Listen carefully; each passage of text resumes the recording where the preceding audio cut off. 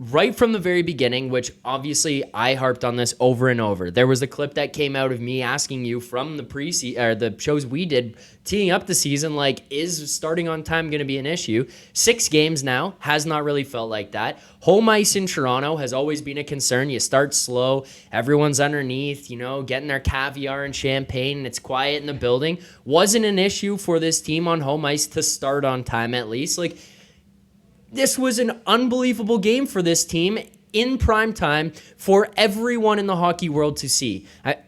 You're on prime here. You're the standalone game before 12 games or whatever the heck it is tomorrow that are taking place. Everyone is watching you, and you showed up and put on that clinic. Like, that was a fun game to watch, and everything about it just felt great. Special teams, goalies, your top line, the bottom lines. This was an awesome game to watch.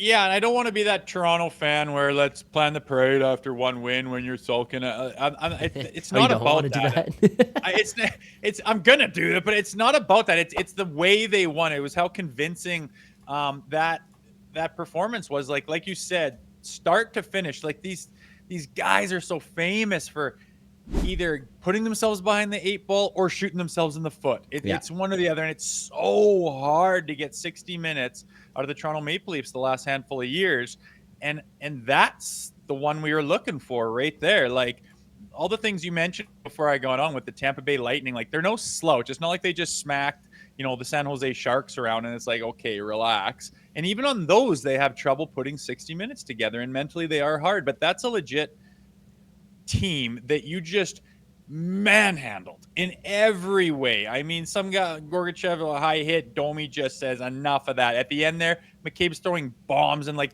they were frustrated. They yanked out their stud goalie. They're frustrated as hell. They had nothing. The Tampa Bay Lightning had nothing all game long, and that's a testament to that team that's been struggling to put together those 60-minute efforts.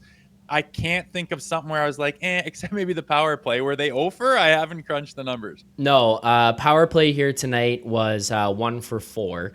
But the thing is, though, like, even on that, if we're going to touch on the power play, yeah, obviously we'd like it to be a little bit better. But even I'm watching this thing, the last power play in particular, I was watching, sitting there like, holy shit. Like, we didn't score, but they did good things. Yeah. Rosie, like, it's those ones where you take away, like, oh, we scored here tonight, but like, did we deserve it? Where sometimes we have that conversation on the post-game show. It's like, team played like garbage, special teams wasn't great, whatever. You got to win. You got lucky. You don't feel like you deserved it. Like, that power play, watching them, they're moving the puck well. They're moving quickly. They're moving it with purpose. Ekman-Larsson changes the dynamic of that because everyone on the other team has to play honestly to him. Like, they have to be aware he could shoot, and he will shoot. They have to kind of step up and take away that threat that's going on. The goalie has to be aware. And then on top of that, he's not telegraphing shit. Like, there's so many times before we watch and walk the line. This puck's going to Marner. Puck goes to Marner. Like, okay, well, every person in the building saw that one. It doesn't feel that way. It feels a little bit less predictable. And I think that'll cause some problems here. It still needs to be better. Don't get me wrong. Like, you need to find ways to score a little bit more frequently. But 1 for 4 here tonight, I thought they at least looked better. Like, the concept was there.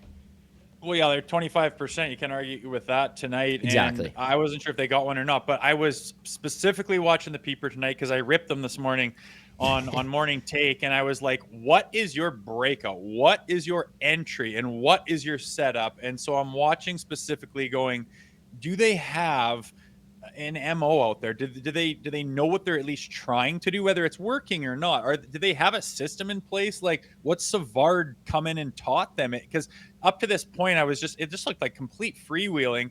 I paid extra attention, and they've got the breakout. Their entries, they entered with ease, and then they try to switch sides with it. They seemed on the same page. So Yeah. I was going to say, if they were 0 for 4, okay, that's the one thing you could still point to and say, well, that's not clicking yet. But overall, it wasn't a problem, or it wasn't something where you're like, oh my God, frustrating. And only adding to the fact that was as well-rounded of a game as I've seen. And yeah, OEL is everywhere, man. Like, he rounds out that decor like crazy. And I don't want to put the get too ahead of myself, but I've been looking for that game out of the Toronto Maple Leafs where head to toe they usually just give him a chance to get back in the game and Yeah. give up the late 2 goals with this absolute flurry the other team pours on where they're spinning around, no idea what to do. That was lockdown. They gave Tampa nothing, and it seemed to be done with ease, and that's Craig Berube. Fingerprints all over that thing. I want to talk about that. That's where the chat is going right now as well. There's a couple super chats. One of them is kind of funny. It's like you pulled this one out yourself, but I want to just kind of address some of these super chats here. So, Rosie, we got 2 super chats right now. First one, Dan Freeman. Woo, this is what we've been waiting. This is the team we've been waiting for years. There's the first one. And the second one, right in line with what you're saying, say his name, all caps, Craig Berube from our friend Maxentius Decimus. I think that the thing is with this group right now and what you're kind of saying and how the chat's feeling, the biggest kind of point here is, producer Vic texts us during the game. Started on time tonight. Okay, there. Check 1. That's first step, which would seem the simplest. It's a huge thing, though. Right, but it's like it seems the simplest to playing your full 60 minutes. Like, start on time. Huge, massive. You do not want to be chasing the game from the get-go. You start on home ice, you should be able to get it going. You should be rocking and ready to go.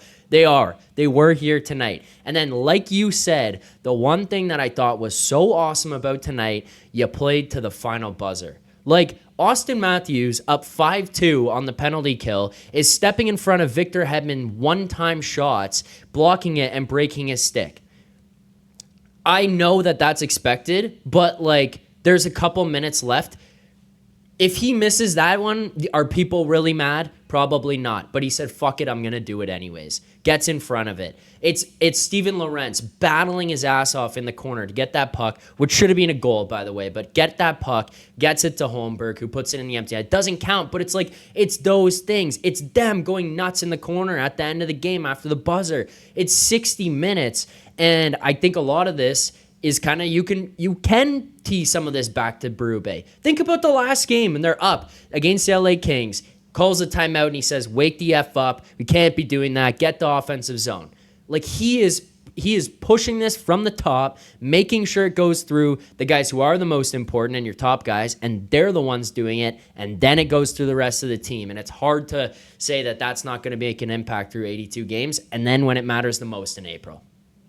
Well, what's the word we've been using pretty consistently since Berube's hire is accountability. He's going to demand accountability, and he's going to demand a certain standard and level of expectations that have to be met, or you're going to hear about it.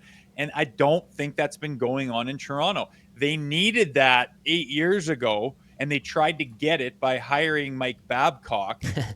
Turns out it's just the wrong guy. And then when that blew up in their face, they had to, roll back to go with the players coach to Keefe. And all of a sudden, 8 years later, it's like, well, we're still where we needed to be before Babcock, is you need to hire that guy that demands accountability out of this group. You have it, but in the right way now. And you see Austin Matthews stepping in front of a one-timer with 2 minutes left. I don't want him blocking, but the point is they all have this new sense of pride in what they're doing, and they understand what it's supposed to look like. And yeah, it's a small sample size, but I don't want to overstate it, but I can't understate it, because it's what they've been looking for out of that group. That I'm sorry, I have never seen that out of this group. I haven't. Wow. They've won games convincingly. They've lit teams up. Yeah, but it hasn't been in that fashion. And you can't say it's not a legit opponent. You can't say it, and there's nothing about it you can take away from them. No. I mean, they did it 60 minutes. Their big boys were their big boys.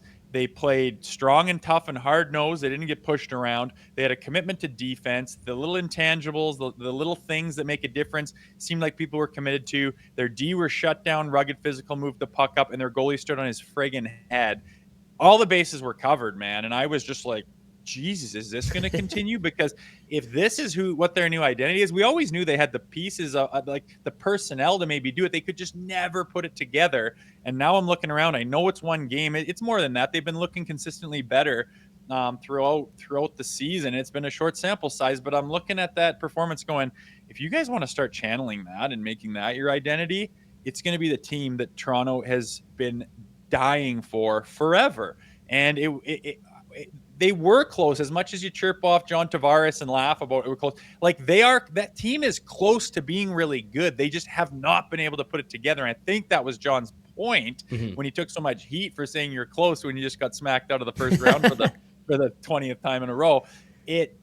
That's what he means. He's like, they're just missing something, that secret sauce. And it seems to be that Craig Berube could see that when he took the job, understood the assignment, and he's capable of implementing it where guys take it. Because you look at Austin Matthews, you look at these guys doing the things that they're doing, and as big or as small as you want to call them, that's the recipe that the Florida Panthers have had for a couple of years. Yep. Like, those guys put 60 minutes together. They start on time. They go right to the frickin' whistle. They stand up for each other. They got their big boys blocking shots. They don't give a shit. They're the Florida Panthers, and we go to town on every game, and they win bloody games, and they win series, and they win Stanley Cups because of that. The Toronto Maple Leafs, if they want to adopt that philosophy and that identity, look out, man. And they got a guy that's going to make sure that they keep their heads on straight and that they do it the right way. And you're already seeing it, man. That was, again, a game that you have not seen in years. For more content just like this, including game previews, post-game live shows, Leafs Morning Take Monday through Friday with Nick Alberga and Jay Rosehill with special guests, as well as instant reaction videos, make sure to be subscribed here to the Leafs Nation YouTube channel, turn on notifications so you don't miss anything, and drop a like.